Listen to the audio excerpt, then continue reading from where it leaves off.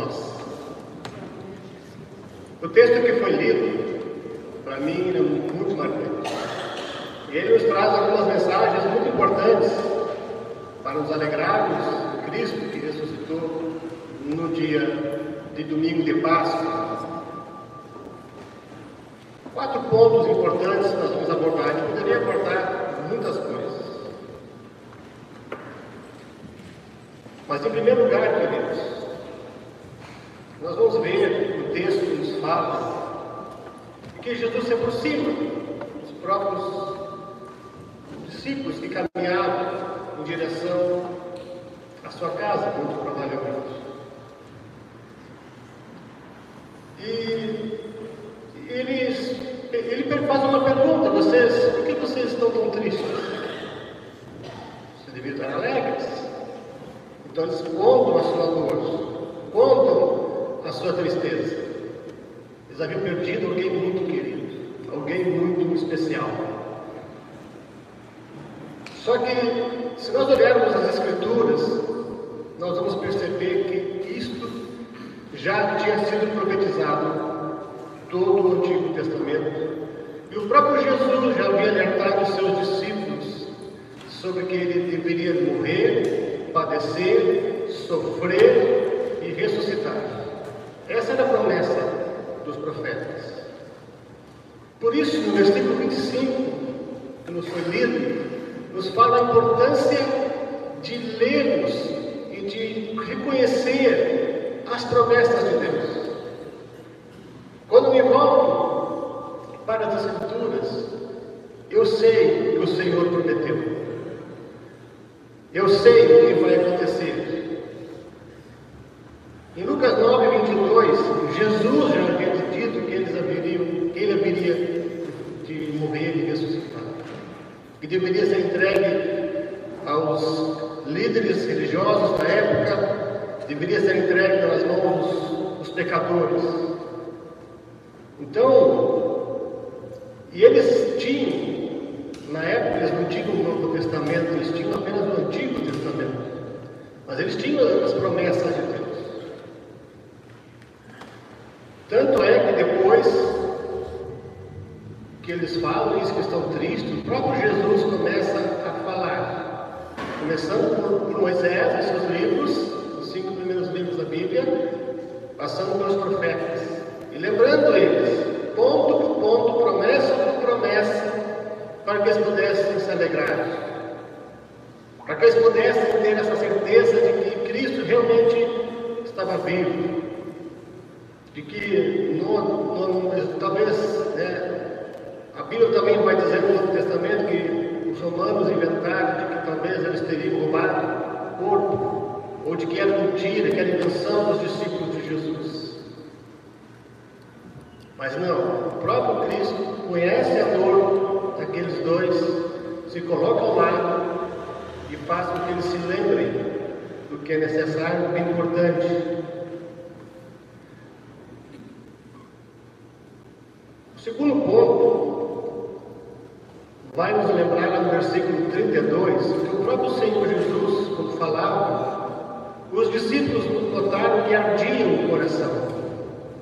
A palavra de Deus, ela nos faz arder o coração, ela nos dá esperança para uma vida com Deus aqui neste mundo e após este mundo. A esperança da ressurreição nos leva e nos remete à vida eterna, porque a morte já não tem mais o domínio sobre aqueles que confiam em Deus. Paulo vai dizer: onde está a morte, a tua vitória? Onde está a morte, o teu aguilhão? O aguilhão do pecado, da morte o pecado. O pecado foi vencido por Cristo. Ele assumiu o nosso pecado. Ele nos redime de todo o pecado. E quando a gente conhece essas promessas, conhece a promessa da salvação, a promessa da ressurreição, a gente não tem medo da morte, não tem medo de enfrentar dificuldades nesse mundo, porque Jesus passou pela maior dificuldade que uma pessoa pode passar. Ninguém sofreu mais do que Jesus.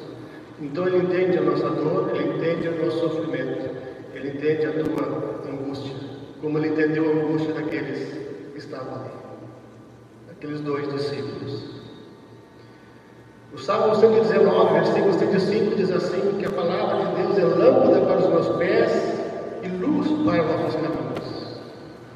Ela ilumina o nosso andar. Ela nos faz lembrar do que Deus fez por nós, por amor e por misericórdia. Nós vamos perceber que o texto vai caminhando, que conforme nós vamos lendo a palavra, nosso coração também vai arder de esperança, vai arder de compaixão com o próximo, vai arder de amor, porque o Senhor é o próprio amor em pessoa. A fonte de todo amor vem de Deus. Deus é amor, diz a palavra de Deus. E quando nós conhecemos as Escrituras, nós conhecemos o próprio Cristo. Porque o personagem principal de toda a Bíblia é o Senhor Jesus, e mais ninguém. Ele é o principal. Se fala de Jesus desde Gênesis 3:15 até Apocalipse 22. Aliás, fala de Jesus antes ainda, quando Deus criou o ser humano, Ele diz, façamos o ser humano a imagem e semelhança, está no plural, não está nada. Então nós lembramos aqui da Trindade, Deus Pai, Filho, Espírito Santo. O Filho já estava presente. O apóstolo João lembra que Jesus é antes da criação, Ele é eterno. Quando eles convidam Jesus para entrar, Ele parte o pão, então abrem-se os olhos daqueles discípulos. Eles reconhecem Jesus e se alegram. Eles já tinham visto, escutado das mulheres que foram ver o túmulo, de Pedro e outros que foram ver o túmulo que Jesus havia ressuscitado, mas eles não creram. Eles não confiaram no primeiro. Jesus teve que aparecer para eles, para que eles pudessem crer. É o que acontece com Tomé. Vocês lembram? Quando Jesus aparece aos discípulos, eles não estavam. E Tomé disse, só tocar as feridas dele. Outra vez Jesus aparece, Tomé está junto. Então Jesus diz o seguinte para Tomé: tu viste, tu creu porque tu viu. Felizes são os que não viram e que creram. A fé é um ato de esperança no próprio Senhor Jesus. A gente não viu Cristo ressuscitado, mas nós temos as Escrituras que pode fazer arder nosso coração de esperança. Quando Jesus some e desaparece, a primeira coisa que eles fazem é sair correndo e voltar para junto dos discípulos e dar a boa nova. Cristo está vivo, Ele ressuscitou. Realmente Ele ressuscitou, nós ouvimos.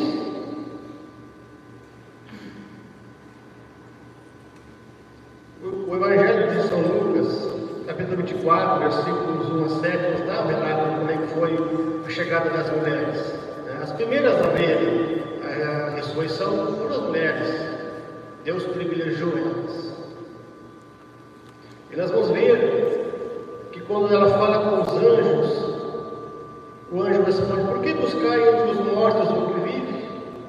Ele está vivo. Alegre-se. É o tema dessa noite. Alegria do ressuscitado. Nosso Deus é o Deus vivo. Indo para o final, eu quero falar o quarto ponto.